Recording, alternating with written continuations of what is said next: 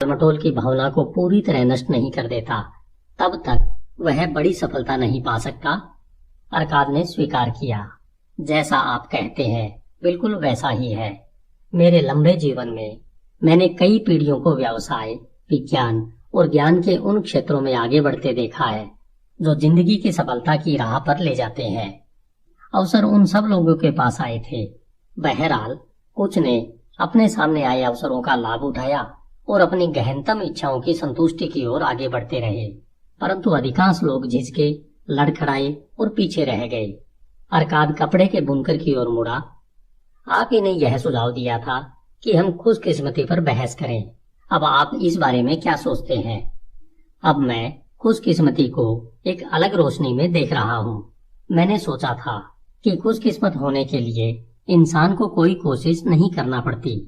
अब मुझे यह एहसास हो गया है कि इंसान बिना कुछ किए खुशकिस्मती को अपनी ओर आकर्षित नहीं कर सकता। इस चर्चा से मैंने यह सीखा है कि खुशकिस्मती को आकर्षित करने के लिए अवसरों का लाभ उठाना जरूरी है। मैं अपने सामने आने वाले अवसरों का अधिकतम लाभ उठाने की कोशिश करूंगा, अर्काद ने जवाब दिया। आपने हमारी चर्चा के सत्य को बहुत अच्छी तरह से पकड़ लिया है।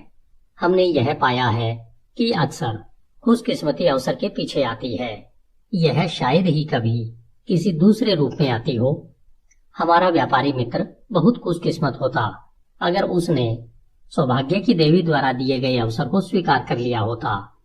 इसी तरह हमारा खरीदार मित्र भी खुशकिस्मत होता अगर उसने मवेशियों को समय पर खरीद लिया होता और उन्हें 3 गुने लाभ पर बेचा होता। हमने यह चर्चा इसलिए शुरू की ताकि हम खुशकिस्मती को अपनी ओर आकर्षित करने का तरीका खोज सकें। मुझे लगता है कि हमने वह तरीका खोज लिया है।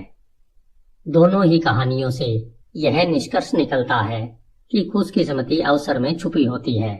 चाहे खुशकिस्मती का लाभ उठाया गया हो या नहीं उठाया गया हो, इस सत्य को बदला नहीं जा सकता। अवसरों को स्वीकार करके खुशकिस्मती को आकर्षित किया जा सकता है।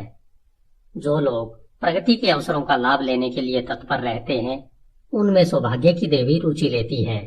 वे हमेशा उन लोगों की मदद करने की इच्छुक होती है जो उन्हें खुश करते हैं, और कर्मशील व्यक्ति उन्हें सबसे ज्यादा खुश करते हैं। कर्म आपको सफलता की ओर ले जाएगा। सौभाग्य की देवी कर्मशील व्यक्तियों पर कृपा करती है। धन्यवाद।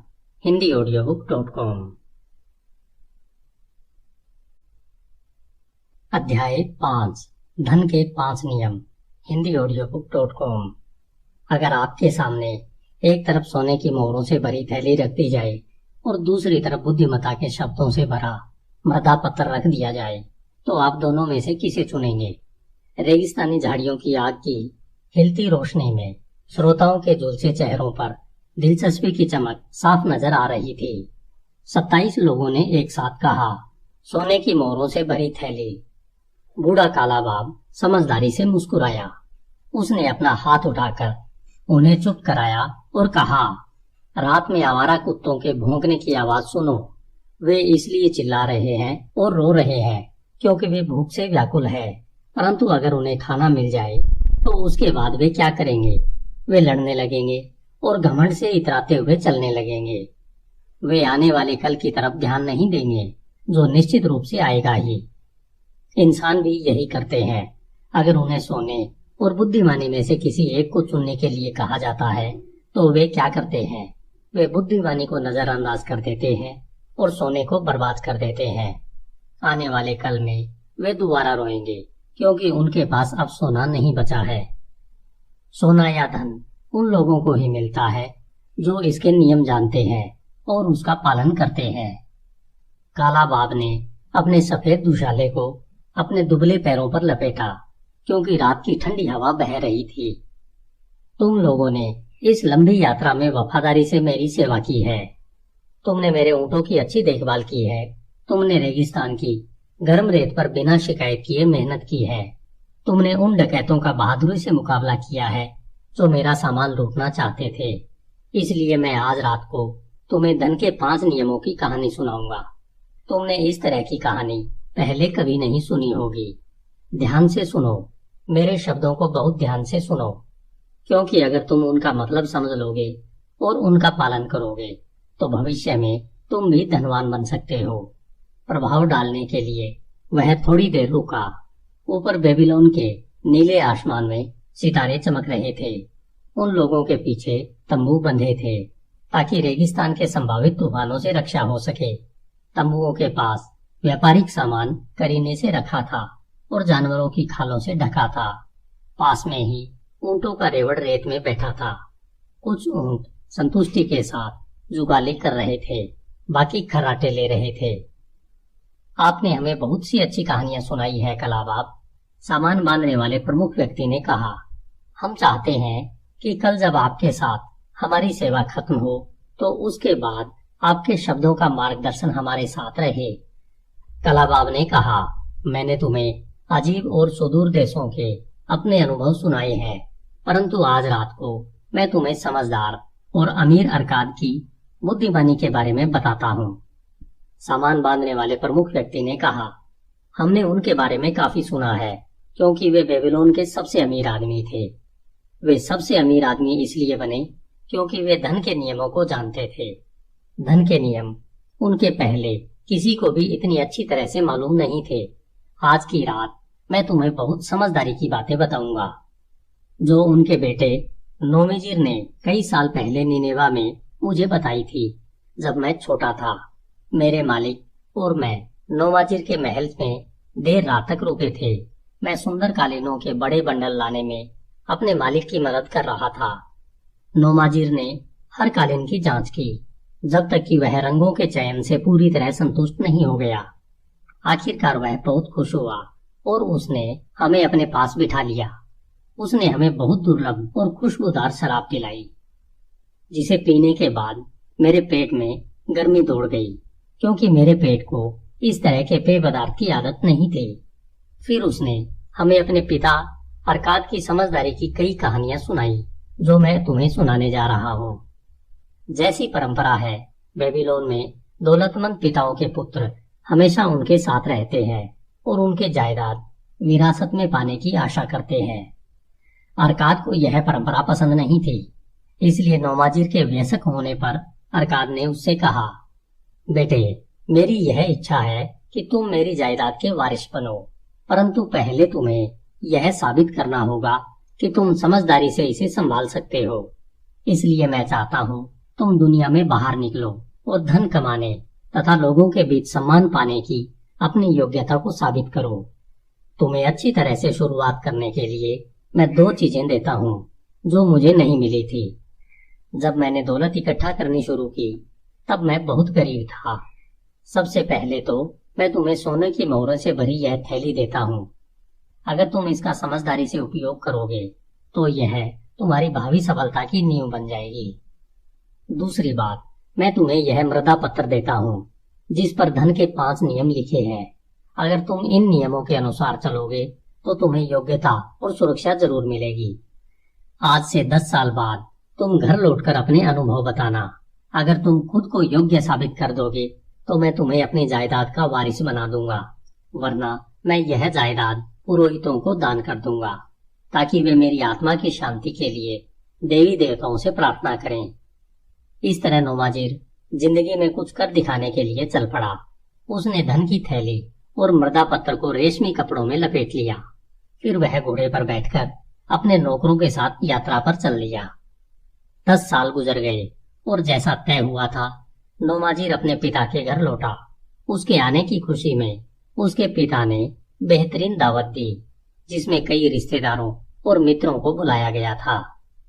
जश्न खत्म होने के बाद नौमाजिर के माता पिता बड़े हाल के एक और सिंहासन जैसी कुर्सियों पर बैठे और नौमाजिर उनके सामने खड़े होकर अपने अनुभव सुनाने लगा जैसा उसने अपने पिता से वायदा किया था। रात हो चुकी थी। कमरे में तेल के दीपकों का धुआं भरा था। रोशनी मध्यम थी। सफेद जैकेट पहने नौकर खजूर के लंबे पत्तों से हवा कर रहे थे। पूरे दृश्य में शाही गरिमा थी। नौमाजिर की पत्नी और उसके 2 छोटे पुत्र परिवार के मित्रों तथा रिश्तेदारों के साथ कालीनों पर बैठे थे। वे सभी नौमाजिर की बातें सुनने के लिए उत्सुक थे। नौमाजिर ने कहा, पिताजी, मैं आपकी बुद्धिमत्ता के सामने सिर झुकाता हूँ। 10 साल पहले जब मैं युवावस्था की दहलीज पर खड़ा था, तो आपने मुझसे कहा था कि मैं बाहर निकलूं और मर्द बनकर दिखाऊं, बजाय इसके कि मैं आपकी दौलत विरासत में मिलने का इंतजार करता रहूं। आपने मुझे काफी धन दिया था, आपने मुझे काफी बुद्धिमत्ता भी दी थी। जहां तक धन का सवाल है, मैं यह स्वीकार करता हूँ कि मैं उसे ठीक से संभाल नहीं पाया। सच तो यह है कि मेरे अनुभवहीन हाथों से धन उसी तरह फिसल गया जिस तरह जंगली खरगोश पहला मौका मिलते ही उसे पकड़ने वाले बच्चे के हाथों से निकल भागता है। पिता ने मुस्कुराते हुए कहा, आगे बोलो बेटे, तुम्हारी कहानी बहुत दिलचस्प है। मैंने निनेवा जाने का फैसला किया क्योंकि उस शहर में तरक्की की संभावनाएं ज्यादा दिख रही थी। मुझे विश्वास था कि मुझे वहां बहुत से अवसर मिलेंगे। मैं एक कारवां में शामिल हो गया और उसमें मेरे बहुत से दोस्त बन गए। उनमें 2 मधुरभाषी लोग भी थे जिनके पास एक बहुत सुंदर सफेद घोड़ा था जो हवा की गति से भागता था। यात्रा के दौरान उन्होंने मुझे विश्वास में लेकर बताया कि निनेवा में एक दौलतमंद आदमी है जिसके पास इतना तेज घोड़ा है कि वह कभी नहीं हारा है। उसके मालिक को यकीन है कि दुनिया का कोई भी घोड़ा उससे तेज नहीं भागता है। वे लोग अपनी रकम को दांव पर लगाने जा रहे हैं कि वह घोड़ा बेबीलोन के सारे घोड़ों से ज्यादा तेज भाग सकता है। मेरे मित्रों ने कहा कि उस घोड़े के सामने उनका घोड़ा तो एक कमजोर खच्चर है जिसे बहुत आसानी से हराया जा सकता है। उन्होंने मुझ पर कृपा दिखाते हुए मुझे भी उस दांव में हिस्सेदार बना लिया। मैं इस योजना पर मोहित था। हमारा घोड़ा बुरी और ज्यादातर तरह हार गया। मैंने अपना धन गंवा दिया। यह सुनकर अरकाद को हंसी आ गई। बाद में मुझे पता चला कि वह उन धोखेबाजों की चालाकी भरी योजना थी और वे लगातार कारवां में अपने शिकार की तलाश में यात्रा करते हैं। निनेवा का वह आदमी उनका पार्टनर था और वे लोग दांव पर लगाए गए पैसों को आपस में बांट लेते थे। इस चालबाजी ने मुझे सतर्क रहने का पहला सबक सिखाया। जल्दी ही मुझे एक और इतना ही कटु अनुभव होने वाला था। कारवां में एक और युवक मेरा मित्र बन गया था। उसके माता पिता दौलतमंद थे और वह भी मेरी ही तरह व्यवसाय के लिए निनेवा जा रहा था। हमारे पहुंचने के कुछ समय बाद ही उसने मुझे बताया कि एक व्यापारी की मृत्यु हो गई है, जिस वजह से उसके दुकान में भरा पूरा सामान और उसके दुकान का नाम बहुत कम कीमतों पर मिल रहा है। उसने कहा कि हम बराबरी के पार्टनर होंगे, परंतु पहले उसे बेबीलोन जाकर धन लाना होगा। उसने मुझे राजी कर लिया कि मैं अपने धन से उस दुकान को खरीद लूं और वह बाद में जाकर अपने हिस्से का धन ले आएगा। क्योंकि दुकान में बाद में भी धन की जरूरत पड़ना थी, इसलिए मैं इसके लिए तैयार हो गया। वह बेबीलोन जाने में टालमटोल करता रहा। काफी समय बीत गया। इस दौरान उसने यह साबित कर दिया कि उसमें खरीदने और खर्च करने की समझ नहीं थी। मैंने उसे आखिरकार बाहर निकाल दिया, परंतु तब तक व्यवसाय की हालत इतनी बिगड़ चुकी थी कि हमारे पास सिर्फ वही सामान बचा था जो बिक नहीं सकता था। अब हमारे पास बाकी सामान खरीदने के लिए धन भी नहीं बचा था। बचे हुए सामान को मैंने इजराइल के एक व्यक्ति को बहुत ही सस्ते दामों पर बेच दिया। पिताजी, जल्दी ही मेरे बुरे दिन शुरू हो गए। मैंने नौकरी की तलाश की जो मुझे नहीं मिली, क्योंकि मेरे पास कोई ऐसा ज्ञान या प्रशिक्षण नहीं था जिसके माध्यम से मैं कमा सकूं। मैंने अपने घोड़े बेच दिए, मैंने अपना गुलाम बेच दिया, मैंने अपने अतिरिक्त कपड़ों को भी बेच दिया ताकि मुझे भोजन और सोने की जगह मिल सके। परंतु हर दिन घोर गरीबी मेरे करीब आती जा रही थी। लेकिन उन दुख भरे दिनों में भी यह याद रहा कि आपको मुझ पर विश्वास था। आपने मुझे मर्द बनने के लिए भेजा था। मैं मर्द बनने के लिए संकल्पवान था। नोमाजिर की माँ ने दोनों हाथों से अपना चेहरा छुपा लिया और सुबकने लगी। उस समय मुझे आपका दिया वह मृदा पत्र याद आया जिस पर धन के 5 नियम लिखे थे। मैंने आपकी समझदारी के शब्दों को बहुत ध्यान से पढ़ा। उन्हें पढ़ने के बाद मुझे यह एहसास हो गया कि अगर मैंने इन समझदारी के शब्दों को पहले पढ़ लिया होता तो मेरा धन नहीं डूबता। मैंने हर नियम याद कर लिया और यह संकल्प किया कि जब सौभाग्य की देवी मुझ पर मेहरबान होगी तो मैं जवानी की अनुभवहीनता से नहीं बल्कि उम्र की बुद्धिमत्ता से अपनी दिशा तय करूंगा। आज रात जो लोग यहाँ पर बैठे हैं उनके लाभ के लिए मैं अपने पिता के महत्वपूर्ण नियमों को पढ़ना चाहूंगा, जो उन्होंने मुझे 10 साल पहले दिए मृदा पत्र पर लिखे थे। धन के 5 नियम। पहला, धन उस आदमी के पास खुशी खुशी आता है और बढ़ती मात्रा में आता है जो अपनी आमदनी के कम से कम 10वें हिस्से का प्रयोग अपने तथा अपने परिवार के भविष्य के लिए जायदाद बनाने में करता है। दूसरा, धन उस समझदार मालिक के लिए जमकर मेहनत करता है जो इसके लिए लाभकारी काम खोजता है। यह मवेशियों की तरह तेजी से बढ़ता है। तीसरा, धन उस सावधान मालिक के संरक्षण में रहता है जो इसका निवेश सिर्फ समझदार लोगों की सलाह से करता है। चौथा, धन उस आदमी से दूर चला जाता है जो उसका निवेश उन व्यवसायों या उद्देश्यों के लिए करता है जिनसे वह परिचित नहीं है या जिनकी अनुशंसा समझदार लोग नहीं करते हैं। पांचवा, धन उस आदमी से दूर चला जाता है जो इसके माध्यम से असंभव आमदनी हासिल करना चाहता है या जो चालबाज लोगों की लुभावनी सलाह मानता है या जो इसे अपनी अनुभवहीनता और रुमानी इच्छाओं के अधीन निवेश करता है। ये धन के वे 5 नियम हैं जो मेरे पिताजी ने लिखे थे। मैं उन्हें सोने से भी ज्यादा मूल्यवान मानता हूँ, जैसा मैं आपको आगे की कहानी में बताऊंगा। वह एक बार फिर अपने पिता की ओर मुड़ा। मैंने आपको बता दिया है कि अपनी अनुभवहीनता के कारण मैं गरीबी और निराशा की गहराई में पहुंच गया था। बहरहाल, संकटों की कोई श्रृंखला ऐसी नहीं होती जो कभी खत्म न हो। मेरे संकटों का दौर भी आखिरकार तब खत्म हुआ जब मुझे एक नौकरी मिल गई। मुझे शहर की नई बाहरी दीवार पर काम करने वाले गुलामों का मैनेजर बना दिया गया। धन के पहले नियम के ज्ञान का लाभ उठाते हुए मैंने अपनी पहली आमदनी में से 10वां हिस्सा यानी तांबे का एक सिक्का बचा लिया और मौका मिलते ही इसमें सिक्के जोड़ता रहा जब तक कि यह चांदी के सिक्के में नहीं बदल गया। यह बहुत धीमा काम था क्योंकि इंसान को जिंदा रहने के लिए खर्च करना पड़ता है। मैंने बहुत किफायत से खर्च किया क्योंकि मैं यह संकल्प कर चुका था कि 10 साल बाद मैं आपको उतना धन लौटा दूंगा जितना आपने मुझे दिया था। गुलामों के मालिक से मेरी मित्रता हो गई। एक दिन उसने मुझसे कहा, तुम एक किफायती युवक हो जो अपनी कमाई को उड़ाते नहीं हो। क्या तुम्हारे पास ऐसा धन है जो काम में न आ रहा हो? मैंने जवाब दिया, हाँ, मेरी सबसे बड़ी इच्छा यही है कि मैं उतना धन कमा लूं जितना मेरे पिताजी ने मुझे दिया था, परंतु जिसे मैंने अपनी मूर्खता से कमा दिया है।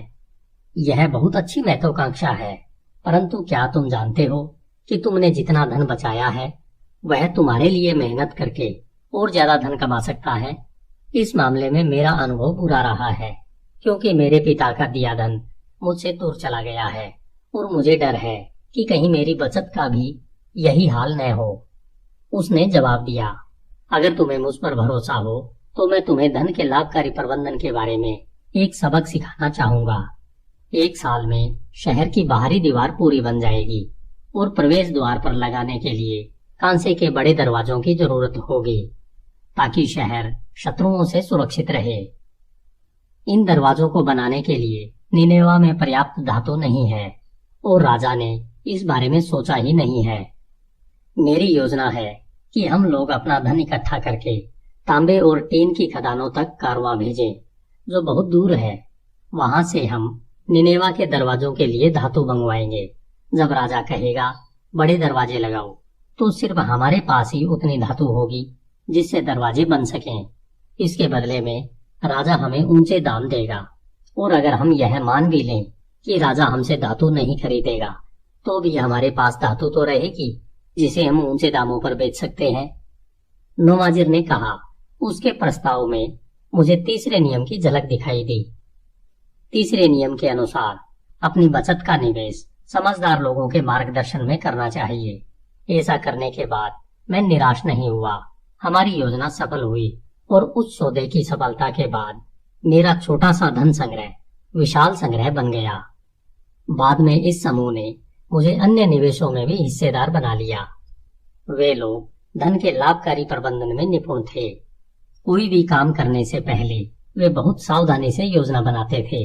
वे इस बात का ध्यान रखते थे कि उनके मूलधन पर जरा भी आंच न आए वे ऐसे निवेशों में हाथ नहीं डालते थे जहां से उनका धन वापस न लौटे। घुड़दौड़ या दुकान में पार्टनरशिप जैसी मूर्खतापूर्ण चीजों पर जिसमें मैंने अपनी अनुभवहीनता के कारण हाथ डाला था, वे विचार भी नहीं करते थे। अगर मैंने उनके संपर्क में आने के बाद ये काम किए होते तो उन्होंने मुझे तत्काल इसके खतरे बता दिए होते। इन लोगों के संपर्क में आने से मैंने धन का सुरक्षित और लाभकारी निवेश करना सीख लिया। समय गुजरने के साथ मेरा खजाना बढ़ा और तेजी से बढ़ा। मैंने न सिर्फ अपना गंवाया हुआ धन दोबारा कमा लिया, बल्कि मैंने उससे बहुत ज्यादा कमाया। पिताजी, मेरे दुर्भाग्यों, परेशानियों और सफलताओं के द्वारा मैंने बार बार धन के 5 नियमों की बुद्धिमत्ता को परखा है और वे हर इम्तिहान में खरे उतरे हैं। जिस व्यक्ति को धन के इन 5 नियमों का ज्ञान नहीं है, उसके पास धन वैसे तो आता ही नहीं है, और आता भी है तो जल्दी ही चला जाता है। परंतु जो इन 5 नियमों का पालन करता है, उसके पास धन आता है और उसके वफादार सेवक की तरह काम करता है। निमोजिर ने बोलना बंद कर दिया और कमरे के पीछे खड़े गुलाम को इशारा किया। गुलाम एक एक करके चमड़े के 3 भारी थैले लेकर आया। नोमाजिर ने उनमें से एक को उठाकर अपने पिता के सामने रखा और कहा, आपने मुझे सोने की एक थैली दी थी जिसमें बेबीलोन का सोना था। उसके एवज में मैं आपको उतने ही वजन की निनेवा के सोने की थैली लौटा रहा हूँ। सब लोग यह बात मानेंगे कि यह बिल्कुल बराबरी का सौदा है। आपने मुझे बुद्धिमत्ता से भरा प्रतापत्र दिया था, उसकी एवज में मैं आपको सोने की 2 थैलियां लौटा रहा हूँ। यह कहते हुए उसने गुलाम से बाकी दोनों थैलियां ली और उन्हें भी अपने पिता के सामने फर्श पर रख दिया। पिताजी, इस तरह मैं आपके सामने यह साबित कर रहा हूँ कि मैं आपकी बुद्धिमत्ता को आपके धन से ज्यादा मूल्यवान मानता हूँ। बहरहाल, बुद्धिमत्ता के मूल्य को सोने की थैलियों में नहीं तोला जा सकता। बुद्धिमत्ता न हो तो धन अमीर आदमी से भी जल्दी ही दूर चला जाता है, लेकिन बुद्धिमत्ता होने पर गरीब आदमी भी धन हासिल कर सकता है, जैसे सोने की मोहरों से भरी इन 3 थैलियों में साबित होता है।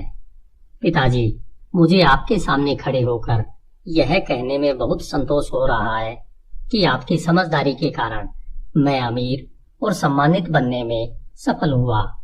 पिता ने नोमाजिर के सिर पर अपना हाथ फिराया और बोले, तुमने अपने सबक अच्छी तरह से सीख लिए हैं और मैं खुशकिस्मत हूँ जो मुझे इतना योग्य पुत्र मिला है।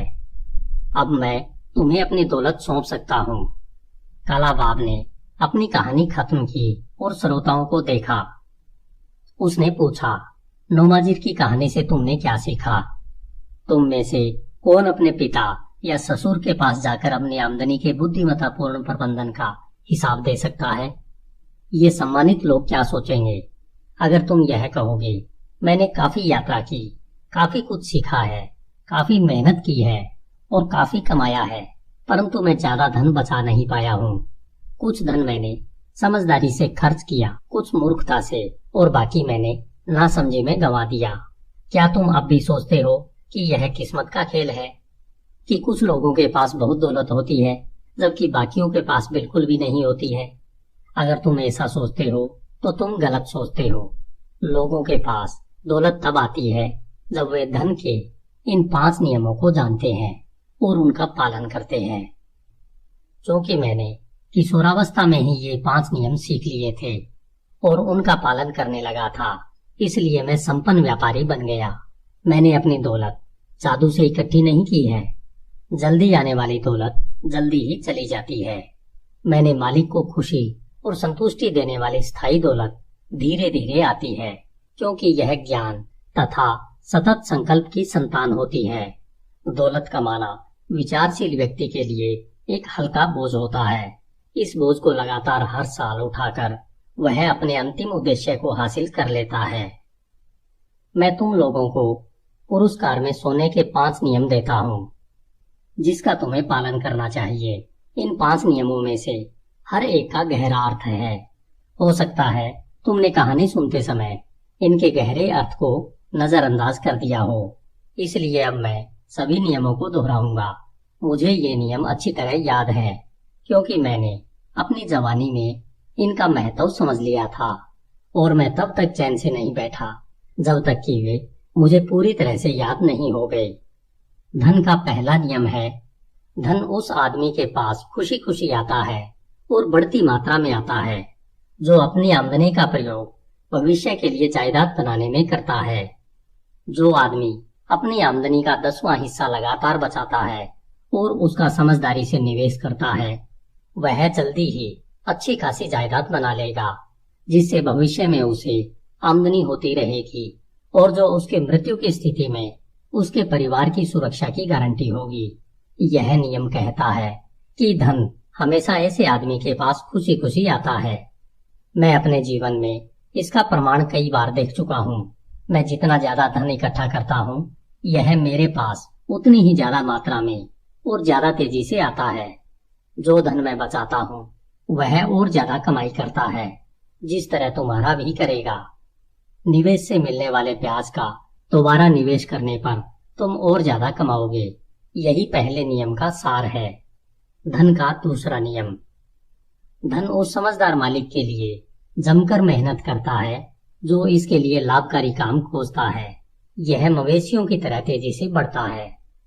सचमुच धन एक इच्छुक सेवक है। यह मौका मिलते ही कई गुना होने के लिए हमेशा उत्सुक रहता है। जो भी धन को बड़ी मात्रा में इकट्ठा कर लेता है, उसे इसके सबसे ज्यादा लाभकारी प्रयोग का अवसर मिलता है। समय गुजरने के साथ धन आश्चर्यजनक तेजी से कई गुना हो जाता है। धन का तीसरा नियम, धन उस सावधान मालिक के संरक्षण में रहता है जो इसका निवेश सिर्फ समझदार लोगों की सलाह से करता है। धन सावधान मालिक के संरक्षण में बढ़ता है और लापरवाह मालिक से दूर भागता है। जो व्यक्ति धन के प्रबंधन में समझदार लोगों की सलाह लेता है, वह जल्दी ही यह सीख लेता है कि अपने धन को जोखिम में डालने के बजाय उसे सुरक्षित रखने और लगातार बढ़ते देखने में ही सच्चा आनंद मिलता है। धन का चौथा नियम, धन उस आदमी से दूर चला जाता है जो इसका निवेश उन व्यवसायों या उद्देश्यों के लिए करता है जिनसे वह परिचित नहीं है या जिनकी अनुशंसा समझदार लोग नहीं करते हैं। जिस व्यक्ति के पास धन तो होता है परंतु वह इसे संभालना नहीं जानता है, उसे बहुत से लाभकारी सौदे नजर आते हैं। अक्सर उनमें धन गंवाने का जोखिम होता है। समझदार व्यक्तियों के अनुसार उनमें धन की बहुत कम संभावना होती है, परंतु धन का अनुभवहीन मालिक अपनी बुद्धि पर जरूरत से ज्यादा भरोसा करता है और वह अपने धन को ऐसे व्यवसायों तथा उद्देश्यों में लगाता है जिनके बारे में वह कुछ नहीं जानता। अक्सर बाद में जाकर उसे पता चलता है कि उसका निर्णय गलत था। इस तरह वह अपनी अनुभवहीनता के कारण अपना धन गंवा देता है। सचमुच समझदार व्यक्ति वह है जो अपनी बचत का निवेश उन लोगों की सलाह से करता है जो धन के प्रबंधन में निपुण होते हैं। धन का पांचवा नियम, धन उस आदमी से दूर चला जाता है जो इसके माध्यम से असंभव आमदनी हासिल करना चाहता है, या जो चालबाज लोगों की लुभावनी सलाह मानता है, या जो इसे अपनी अनुभवहीनता और रूमानी इच्छाओं के अधीन निवेश करता है। नए नए धनवान बने व्यक्ति के सामने रोमांचक और कल्पना की हवाई उड़ानों वाली योजनाएं हमेशा आती है। ऐसा नजर आता है कि जादुई शक्ति से उसका खजाना बढ़ जाएगा और उसे असंभव आमदनी होने लगेगी। बहरहाल समझदार व्यक्तियों की बातों पर ध्यान दें, क्योंकि वे फटाफट दौलत कमाने की हर योजना के पीछे छिपे जोखिमों को जानते हैं। निनेवा के अमीर लोगों को न भूलें, जो अपने मूलधन को गंवाने का कोई जोखिम नहीं लेना चाहते थे या इसे अलाभकारी निवेशों में फंसाना चाहते थे। यहाँ पर धन के 5 नियमों की मेरी कहानी खत्म होती है। इसमें मैंने अपनी सफलता के रहस्य भी बता दिए हैं। बहरहाल ये रहस्य नहीं बल्कि सच्चाइयाँ हैं जो हर इंसान को पहले सीखना होगी और फिर इन पर अमल करना होगा। तभी वह ज्यादातर लोगों के समूह से बाहर निकल सकता है, जो आवारा कुत्तों की तरह हर दिन अपने भोजन के बारे में ही चिंता करते हैं। कल हम बेबीलोन में प्रवेश करेंगे। देखो, बेल के मंदिर के ऊपर हमेशा जलने वाली ज्योति को देखो। सुनहरा शहर हमारे सामने है। कल तुम में से हर एक के पास धन होगा जिसे तुमने अपनी वफादारी भरी सेवा से कमाया है। आज से 10 साल बाद तुम इस धन के बारे में क्या करोगे? अगर तुम नौमाजिर की तरह अपने धन के एक हिस्से से जायदाद बनाना शुरू करोगे और अरकाद की बुद्धिमत्ता से मार्गदर्शन लोगे, तो यह तय है कि 10 साल बाद अरकाद के पुत्र की तरह ही तुम भी अमीर और सम्मानित बन जाओगे। हमारे समझदारी भरे काम हमें जिंदगी भर खुशी देते हैं और हमारी मदद करते हैं। इसी तरह हमारे नासमझी भरे काम हमें जिंदगी भर दुख देते हैं और सताते हैं। हम उन्हें भुला नहीं पाते हैं। हमें जो चीजें सबसे ज्यादा सताती है वे उन चीजों की यादें हैं जो हमें करना चाहिए थी, उन अवसरों की यादें जो हमारे सामने आए परंतु हम उनका लाभ नहीं उठा पाए। बेबीलोन के खजाने भरे हुए हैं, उनमें इतनी बेशुमार दौलत है कि कोई व्यक्ति सोने की मोहरों में उनकी गिनती नहीं कर सकता। हर देश के खजानों की तरह इसमें भी पुरस्कार उन संकल्पवान लोगों का इंतजार कर रहे हैं जो अपना उचित हिस्सा लेने का संकल्प कर चुके हैं। आपकी इच्छा शक्ति में ताकत होती है। अगर तुम धन के 5 नियमों के ज्ञान से इस शक्ति को राह दिखाओगे तो तुम भी बेबीलोन के खजाने के हिस्सेदार बन जाओगे। धन्यवाद। HindiAudiobook.com। अध्याय 6 बेबीलोन का साहूकार। HindiAudiobook.com। सोने की 50 मोहरें। बेबीलोन में भाले बनाने वाले रोडन के चमड़े के पर्स में इससे पहले कभी इतनी मोहरें नहीं थी। वह राजमहल से निकलकर राजमार्ग पर चलने लगा। उसके हर कदम के साथ उसके बेल्ट से बंधे पर्स में मोहरें खनक रही थी, जो उसे दुनिया का सबसे मधुर संगीत लग रहा था। सोने की 50 मोहरें, सब की सब उसकी। उसे अपनी खुशकिस्मती पर यकीन ही नहीं हो रहा था। सोने की इन खनकती मोहरों में कितनी शक्ति है। इससे वह जो चाहे खरीद सकता है। बड़ा घर, जमीन, मवेशी, ऊंट, घोड़े, रथ, जो भी वह चाहे। वह इसका प्रयोग कैसे करेगा? उस शाम को जब वह अपनी बहन के घर की तरफ जाने वाली गली में मुड़ा तो वह किसी और चीज के बारे में नहीं सोच पा रहा था। उसके मन में सिर्फ यही ख्वाहिश थी कि वह सोने की उन चमकती भारी मोहरों का स्वामी बना रहे, हमेशा। इसके कुछ दिनों बाद की बात है। शाम के समय परेशान रोडन मैथन की दुकान के भीतर गया। मैथन साहूकार था और लोगों को धन उधार देता था। वह हीरे जवाहरात और दुर्लभ रत्नों का व्यापारी भी था। रोडन ने दाएं बाएं कुछ नहीं देखा। वहां रंगीन वस्तुएं खूबसूरती से सजी थी। वह सीधा पीछे की तरफ बने हुए घर की ओर गया। वहां पर उसे मैथन एक कालीन पर बैठा दिखा। मैथन भोजन कर रहा था और एक अश्वेत गुलाम उसे खाना परोस रहा था। रोडन सीधे उसके सामने पैर फैलाकर खड़ा हो गया। उसकी चमड़े की जैकेट के बीच से बालों भरा सीना दिख रहा था। उसने कहा, मैं आपसे एक चीज के बारे में सलाह लेने आया हूँ। मैं समझ नहीं पा रहा हूँ कि इस मामले में क्या करूँ। मैथन के पतले और पीले चेहरे पर एक मित्रता भरी मुस्कान आ गई। तुमने कौन सी गलती कर दी है जिसकी वजह से तुम्हें साहूकार के पास उधार लेने आना पड़ा? क्या जुए की टेबल पर तुम्हें बदकिस्मती का सामना करना पड़ा है, या फिर किसी जवान खूबसूरत महिला ने तुम्हें अपने जाल में फंसा लिया है? मैं तुम्हें कई सालों से जानता हूँ, परंतु तुम मदद मांगने के लिए मेरे पास पहले कभी नहीं आए। नहीं नहीं, वह बात नहीं है जो आप सोच रहे हैं। मैं आपसे धन उधार लेना नहीं चाहता। इसके बजाय मैं आपकी समझदारी भरी सलाह लेना चाहता हूँ। सुनो सुनो, यह आदमी क्या कह रहा है? साहूकार के पास सलाह लेने कौन आता है? शायद मेरे कान मुझे धोखा दे रहे हैं। नहीं, वे सच सुन रहे हैं। क्या ऐसा हो सकता है? भाले बनाने वाला रोडन बाकी सब लोगों से ज्यादा चतुर है, क्योंकि वह मैथन के पास धन नहीं बल्कि सलाह लेने आया है। बहुत से लोग मूर्खतापूर्ण खर्च के लिए मुझसे धन उधार लेने आते हैं, परंतु वे सलाह नहीं चाहते हैं।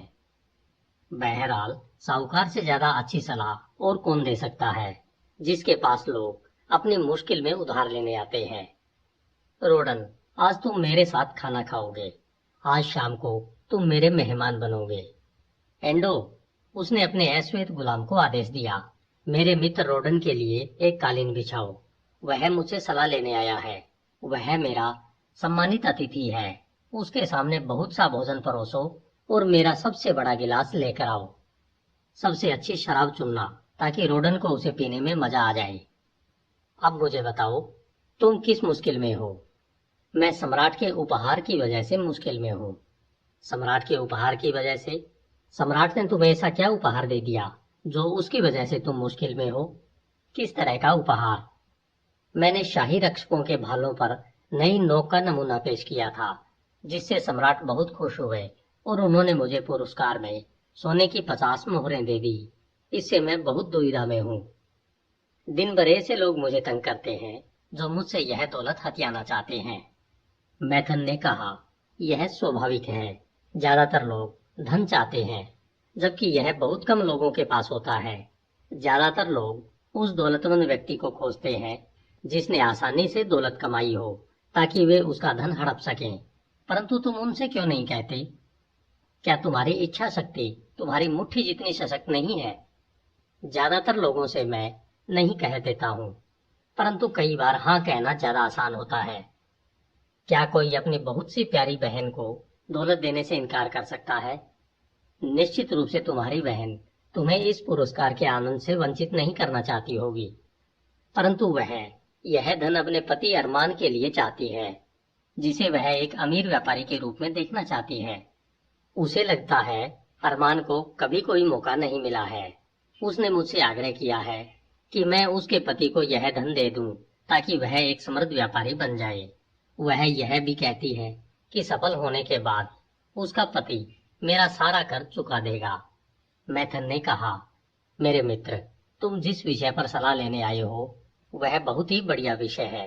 धन अपने साथ जिम्मेदारी भी लाता है। धन के स्वामी की जिम्मेदारी बढ़ जाती है। उसके साथियों के साथ उसकी स्थिति बदल जाती है।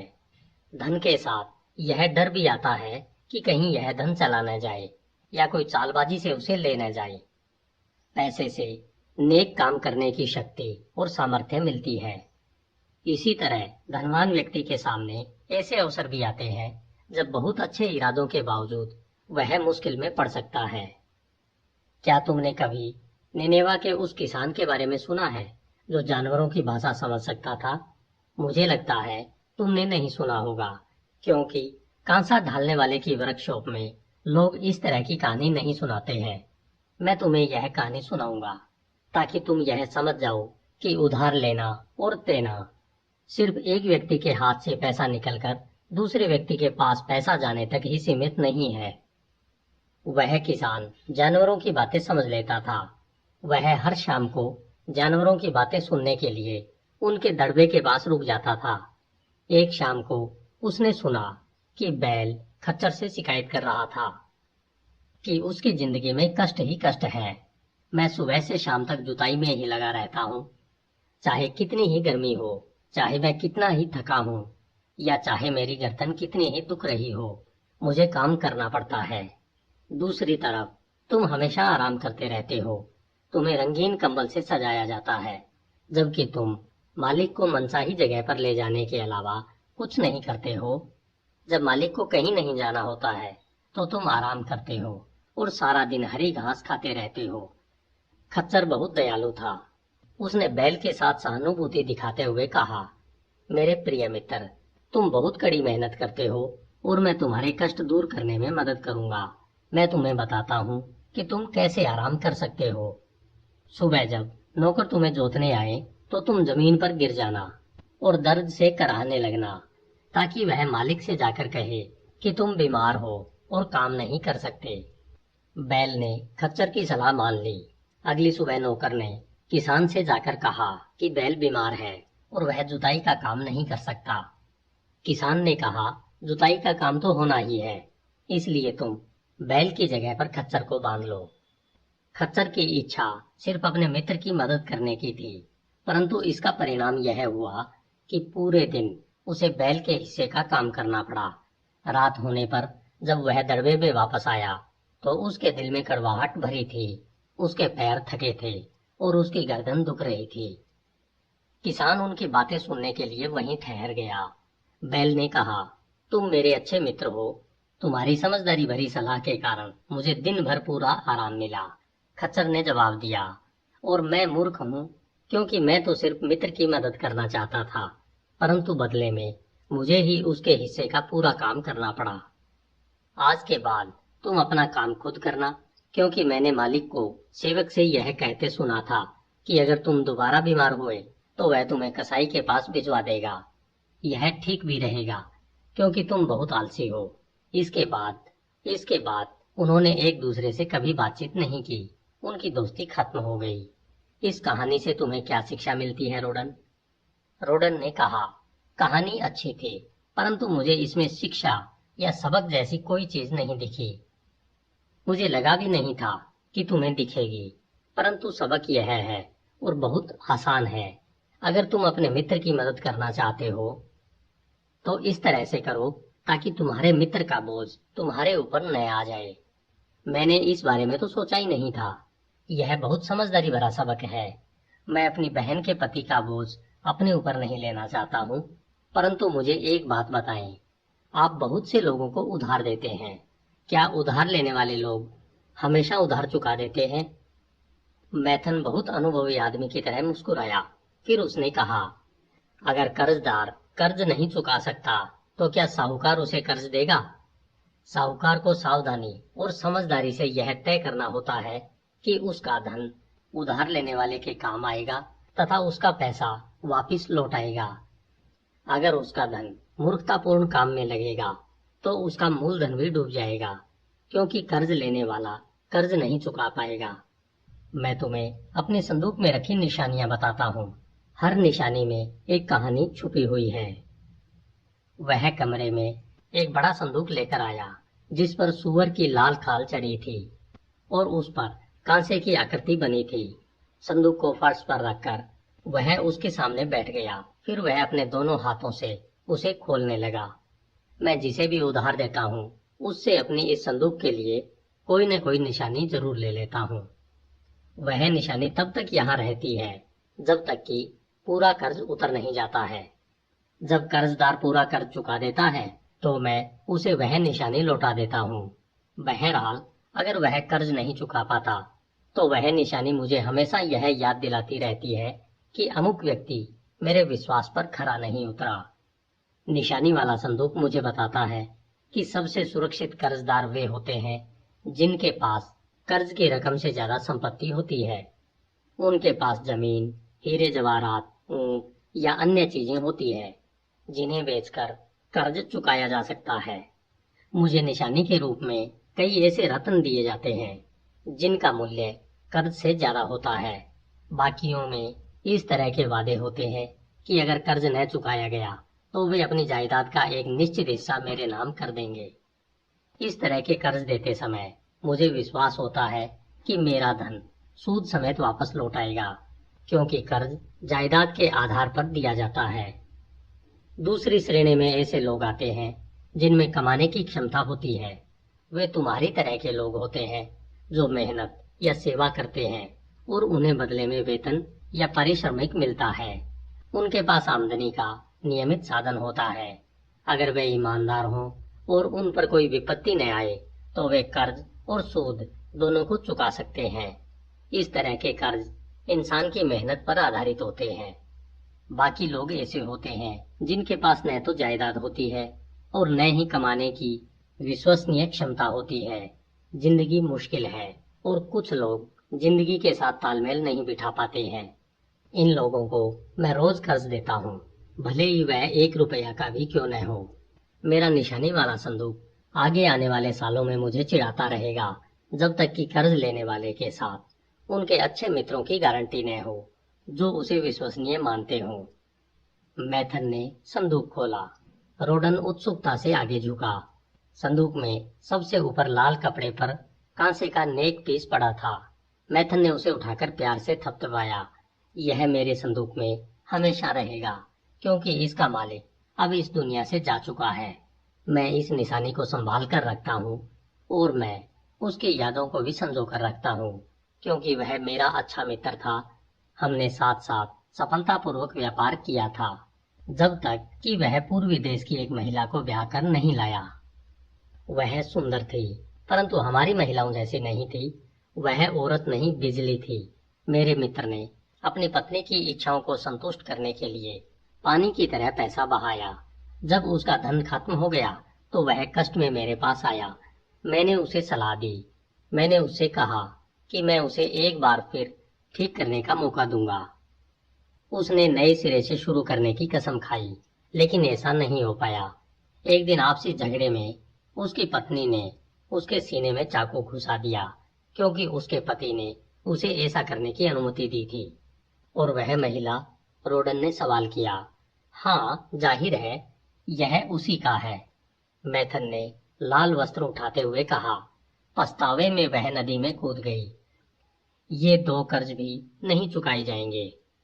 रोडन, यह संदूक बताता है कि जो लोग बहुत भावुक होते हैं या भावनात्मक तूफानों में घिरे रहते हैं, वे साहूकार के लिए सुरक्षित नहीं होते हैं। यह अलग चीज है, उसने बैल की हड्डी से बनी अंगूठी को उठाते हुए कहा। यह एक किसान की है। मैं उसकी महिलाओं से गलीचे खरीदता हूँ। उस किसान के खेत पर टिड्डी दल ने धावा बोल दिया। उसके घर में फाके पड़ने की नौबत आ गई। ऐसे समय में मैंने उसकी मदद की। नई फसल आने पर उसने तत्काल अपना कर्ज चुका दिया। इसके बाद एक दिन वह मेरे पास आया और उसने एक दूर देश की बकरियों के बारे में बताया, जिसका वर्णन उसने एक यात्री से सुना था। उन बकरियों के लंबे बाल इतने सुंदर और नरम थे कि वह उनसे इतने बेहतरीन गलीचे बना सकता था जैसे आज तक बेबीलोन में नहीं देखे गए। वह ऐसी बकरियों का रेवड़ चाहता था, परंतु उसे खरीदने के लिए उसके पास धन नहीं था। इसलिए मैंने उसे यात्रा करने और बकरियां लाने के लिए धन उधार दिया। अब उसने रेवड़ खरीद लिया है और अगले साल मैं बेबीलोन के अमीरों को हैरान कर दूंगा, क्योंकि मैं उसे बहुत शानदार और महंगे गलीचे बेचूंगा। जल्दी ही मुझे उसकी अंगूठी लौटाना होगी। वह तत्काल कर्ज चुकाने पर जोर दे रहा है। रोडन ने पूछा, कुछ उधार लेने वाले समय से पहले भी कर्ज चुका देते हैं? अगर वे किसी ऐसे उद्देश्य के लिए कर्ज लेते हैं जिससे उन्हें पैसा मिल जाता है तो वे ऐसा करते हैं, परंतु अगर वे अपनी नासमझियों के लिए उधार लेते हैं तो मैं उन्हें यह चेतावनी देता हूँ कि तुम्हारा धन तुम्हारे हाथ में दोबारा लौटकर नहीं आएगा। रोडन ने दुर्लभ कारीगरी वाले रत्नों से जड़े सोने के भारी कंगन को उठाते हुए पूछा, मुझे इसके बारे में बताएं। मैथन ने हंसते हुए कहा, मेरे अच्छे मित्र को महिलाएं कुछ ज्यादा ही पसंद है। रोडन ने कहा, आखिर मैं आपसे अधिक युवा हूँ। मैं मानता हूँ, परंतु इस बार तुम खामखा रोमांस का शक करते हो। इस कंगन की मालकिन मोटी और बूढ़ी है। वह बहुत ज्यादा बोलती है, परंतु उसकी बातें इतनी अर्थहीन होती है कि वह मुझे पागल कर देती है। कभी उन लोगों के पास बहुत पैसा था और वे अच्छे ग्राहक थे, परंतु फिर वे बदकिस्मती के शिकार हो गए। उस महिला का एक बेटा है जिसे वह व्यापारी बनाना चाहती है, इसलिए वह मेरे पास आई और मुझसे धन उधार लिया ताकि उसका पुत्र एक कारवां के मालिक का हिस्सेदार बन सके, जो यात्रा करते समय एक शहर से ऊंट खरीदता है और दूसरे शहर में बेच देता है। कारवां का मालिक बादशाह निकला, क्योंकि उसने बेचारे लड़के को दूर के एक शहर में बिना धन और बिना मित्रों के छोड़ दिया। वह उस युवक को सोता हुआ छोड़ गया। युवक कुछ साल बाद शायद इस कर्ज को चुका सकता है। जब तक मुझे अपना ब्याज नहीं मिलेगा, सिर्फ हवाई बातें ही सुनने को मिलती रहेंगी। वैसे असली बात यह है कि यह कंगन कर्ज की रकम से ज्यादा कीमती है। क्या इस महिला ने आपसे कर्ज की समझदारी के बारे में सलाह नहीं मांगी थी? मामला बिल्कुल ही उल्ट था। उसने कल्पना में अपने पुत्र को बेबीलोन का दौलतमंद और सशक्त आदमी मान लिया था। इसका विरोध करने का मतलब उसे गुस्सा दिलाना था। उसने मुझे अच्छी तरह फटकारा। मैं जानता था कि इस अनुभवहीन युवक को धन देने में जोखिम है, परंतु चूंकि उसने यह कंगन गिरवी रखा था, इसलिए मैं उसे कर्ज देने से इनकार नहीं कर सकता था। मैथन ने रस्सी की गांठों को दिखाते हुए आगे कहा, यह ऊंटों के व्यापारी नेबाटूर की है। जब वह कोई बड़ा रेवड़ खरीदता है और उसे इसके लिए पैसों की जरूरत होती है तो वह मुझे यह रस्सी दे जाता है और मैं उसे जरूरत के मुताबिक उधार दे देता हूँ। वह एक समझदार व्यापारी है। मुझे उसके सही निर्णय लेने की क्षमता पर भरोसा है और मैं उसे उदारता से उधार दे सकता हूँ। बेबीलोन में कई अन्य व्यापारियों पर भी मुझे भरोसा है क्योंकि उनका व्यवहार विश्वसनीय है। उनकी निशानियां मेरे संदूक में आती जाती रहती हैं। अच्छे व्यापारी हमारे शहर की शान हैं। व्यापार में उनकी सहायता करने से मुझे तो लाभ होता ही है, बेबीलोन भी समृद्ध होता है। मैथन ने फिरोजे में उभरी हुई बीटल की आकृति को उठाया और उसे हिकारत से फर्श पर फेंक दिया। मिस्र का कीड़ा, यह जिस लड़के का है उसे मेरा पैसा लौटाने की जरा भी परवाह नहीं है। जब मैं उसे याद दिलाता हूँ तो वह जवाब देता है, मैं आपका कर्ज कैसे चुका सकता हूँ, जबकि बदकिस्मती मेरे पीछे हाथ धोकर पड़ी है। आपके पास बहुत पैसा है, मैं क्या कर सकता हूँ। यह निशानी उसके पिता की है। उसकी आमदनी सीमित थी, परंतु उन्होंने अपने पुत्र के व्यापार के लिए अपनी जमीन और मवेशी गिरवी रख दिए। युवक को पहले तो सफलता मिली, परंतु बाद में वह ढेर सारी दौलत हासिल करने के चक्कर में अति उत्साही बन गया। उसमें अनुभव की कमी थी, इसलिए उसका धंधा चौपट हो गया। युवक महत्वाकांक्षी होते हैं। वे दौलत तथा अन्य मनचाही वस्तुओं के लिए शॉर्टकट अपनाते हैं। फटाफट दौलत हासिल करने के लिए युवक अक्सर नासमझी भरे कर्ज ले लेते हैं। उनके पास अनुभव नहीं होता, इसलिए उन्हें यह एहसास ही नहीं होता है कि निराशाजनक कर्ज एक गहरा गड्ढा है जिसमें कोई भी आसानी से उतर तो सकता है, परंतु उसमें से निकलना आसान नहीं है। कर्ज से उबरने के लिए लंबा संघर्ष करना पड़ता है। यह दुख और पश्चाताप की खाई है, जहां सूरज की रोशनी मध्यम हो जाती है और रातों की नींद उड़ जाती है। बहरहाल, मैं यह नहीं कहता हूँ कि उधार लेना ही नहीं चाहिए। मैं कर्ज लेने को हतोत्साहित नहीं बल्कि प्रोत्साहित करता हूँ। अगर कर्ज समझदारीपूर्ण उद्देश्य के लिए लिया जा रहा है तो मैं कर्ज लेने की सलाह देता हूँ। मुझे भी व्यापारी के रूप में अपनी पहली सफलता कर्ज लेने के बाद ही मिली थी। बहरहाल, मेरे मामले में कर्ज देने वाला क्या कर सकता है। यह युवक निराश हो चुका है और उसकी आमदनी शून्य है। वह हताश हो चुका है। वह कर्ज चुकाने की कोई कोशिश नहीं कर रहा है। मेरा दिल नहीं चाहता कि मैं उसके पिता की जमीन और मवेशी छीन लूं। रोडन ने कहा, आपने मुझे बहुत कुछ बताया है और आपकी बातें मुझे बहुत दिलचस्प लगी है, लेकिन मुझे अब भी मेरे सवाल का जवाब नहीं मिला है। क्या मुझे अपनी बहन के पति को अपनी 50 सोने की मोहरें उधार देना चाहिए? ये मोहरें मेरे लिए महत्वपूर्ण है। तुम्हारी बहन बहुत बढ़िया महिला है जिसका मैं काफी सम्मान करता हूँ। अगर उसका पति मेरे पास आए और मुझसे सोने की 50 मोहरें उधार मांगे तो मुझे उससे यह पूछना होगा कि वह इसका क्या करेगा। अगर वह जवाब देता है कि वह मेरी ही तरह व्यापारी बनना चाहता है और हीरे जवाहरात तथा दुर्लभ सजावटी सामान का कारोबार करना चाहता है तो मैं उससे यह पूछूंगा, तुम्हें इस व्यवसाय का कितना ज्ञान है? क्या तुम जानते हो कि सबसे कम कीमत पर यह सामान कहाँ खरीदा जा सकता है? क्या तुम जानते हो कि अच्छी कीमत पर यह सामान कहाँ बेचा जा सकता है? क्या वह इन सवालों का जवाब हाँ में दे सकता है? नहीं, वह नहीं दे सकता, रोडन ने स्वीकार किया। हालांकि उसने भाले बनाने में मेरी काफी मदद की है और कई दुकानों में भी मदद की है। फिर मैं उससे कहूंगा कि उसका उद्देश्य समझदारीपूर्ण नहीं है। व्यापारियों को व्यापार करना आना चाहिए। हालांकि उसकी महत्वाकांक्षा उचित है, परंतु यह व्यावहारिक नहीं है, इसलिए मैं उसे धन उधार नहीं दूंगा। परंतु मान लें वह यह कहे, हाँ, मैंने व्यापारियों की काफी मदद की है। मैं जानता हूँ कि समरना तक की यात्रा कैसे की जाती है और वहां जाकर गृहिणियों के हाथ से बुने गलीचों को कम कीमत पर कैसे खरीदा जा सकता है। मैं बेबीलोन के कई अमीर लोगों को भी जानता हूँ जिन्हें मैं भारी मुनाफे पर ये गलीचे बेच सकता हूँ। इस पर मैं उससे कहूँगा, आपका उद्देश्य समझदारीपूर्ण है और आपकी महत्वाकांक्षा सम्मानजनक है। मैं आपको खुशी खुशी सोने की 50 मोहरें दे दूंगा, परंतु बदले में मुझे कोई ऐसी चीज चाहिए जो इन मोहरों के लौटने की गारंटी दे सके।